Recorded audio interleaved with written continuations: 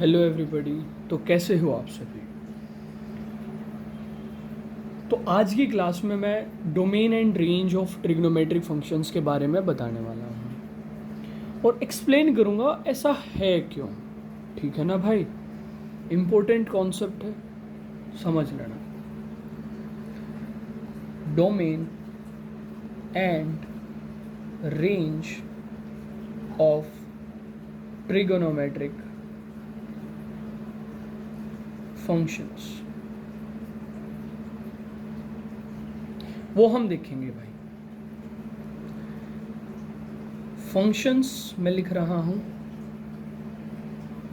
Sign x, cos x, tan x, cot x, secant x, cosecant x. अगर आपने trigonometry पढ़ी है तो आपको पता होगा ये 6 फंक्शंस होते हैं। डोमेन तुम्हें पता होगा एक्स को बोलते हैं, और रेंज अगर ये फंक्शन ऑफ y है, y equal to sine x है, y equal to cos x है, y equal to tan x है, y equal to cot x है, y equal to secant x है, y equal to cosecant x. तो range बोलते हैं हम y की वैल्यू को कि भाई उसकी वैल्यू क्या आएगी, x पे वैल्यू y की क्या होगी। तो डोमेन होती है साइन x की ऑल रियल नंबर्स, मतलब x बिलोंग्स टू r। अब इसके पीछे रीजन क्या है, इसका मतलब क्या है, हर x के लिए साइन फंक्शन डिफाइन है। हर वैल्यू x के लिए साइन की वैल्यू निकलेगी। कोस x की भी डोमेन रियल नंबर्स होती है, इसका मतलब हर x के लिए कोस x डिफाइन है। पर 10x की डोमेन होती है r minus n pi plus pi by 2। लिख लो एक बार, मैं बता देता हूँ इसके पीछे क्या रीजन है। Where n belongs to integers. तो जो 10x की डोमेन है वो है r minus n pi plus pi by 2। अब भाई इसका मतलब ये है जहाँ n इंटीजर है, इन वैल्यूज़ को छोड़ के रियल नंबर्स में से हर वैल्यू के लिए 10x डिफाइन है। ठीक है, अब ऐसा क्यों है। अब जैसे कि मैंने लास्ट वीडियो में बताया था, 1090 की वैल्यू नॉट डिफाइंड आती है, 1090 डिफाइन नहीं है। अगर मैं रियल नंबर में से पाई बाई 2 को हटाऊंगा नहीं तो उसमें पाई बाई 2 भी इंक्लूड होगा, और 1090 पे मैंने देखा वैल्यू डिफाइन है ही नहीं, मतलब रेंज उस पर कुछ वैल्यू आएगी नहीं, वो नॉट डिफाइन हो जाएगी अगर हम पाई बाई 2 को इंक्लूड कर दें। इस वजह से हमने इसको हटा दिया है। इसका जनरल एक्सप्रेशन ये बन जाता है n pi plus pi by 2। Reason समझ में आ गया होगा। अगर मैं एन को 0 रख दूं तो ये बनेगा आर माइनस पाई बाई 2। इसका मतलब रियल में से पाई बाई 2 को हटाया गया है।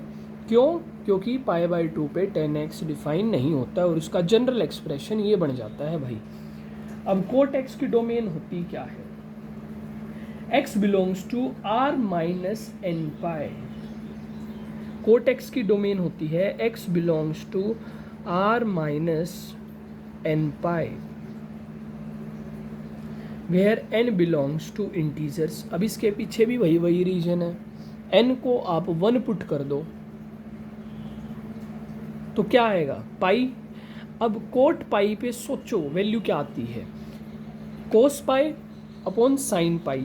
साइन पाई होता है 0, बताया था मैंने। अब एनीथिंग अपॉन 0 नॉट डिफाइंड, इसका मतलब पाई पे नॉट डिफाइंड, और इसका जनरल एक्सप्रेशन बन जाता है ये, याद कर लो। सीकेंट एक्स की डोमेन होती है x belongs to r minus n pi plus pi by 2, where n belongs to integers. ये सेम रीजन है, समझ गए होगे आप। तो ये इसकी डोमेन होती है। कोसिकेंट x की डोमेन होती है x belongs to r minus n pi, where n belongs to integers. अब इनकी रेंज की बात करते हैं भाई। y equal to sine x की रेंज होती है closed interval -1 to 1, cos x की भी रेंज होती है क्लोज्ड इंटरवल -1 to 1। बहुत आसान है। tan x की रेंज हो जाती है रियल नंबर, मतलब यहाँ y बिलोंग्स टू है भाई, ठीक है। tan x की रेंज हो जाती है रियल, मतलब हर कोई वैल्यू आ सकती है tan x की, पर sin x की जो रेंज है वो -1 से 1 के बीच में होगी। कभी भी sin x की जो वैल्यू आएगी सॉल्व करने के बाद वो -1 से 1 के बाहर नहीं आ सकती। और ये चीज़ समझ रहे हो, क्लोज्ड इंटरवल है, मतलब -1 और 1 भी आ सकती है। सेम कोस एक्स में, tan x के केस में रियल वैल्यू कुछ भी आ सकती है भाई, सेम कोट एक्स के केस में भी R4 रियल कुछ भी आ सकती है।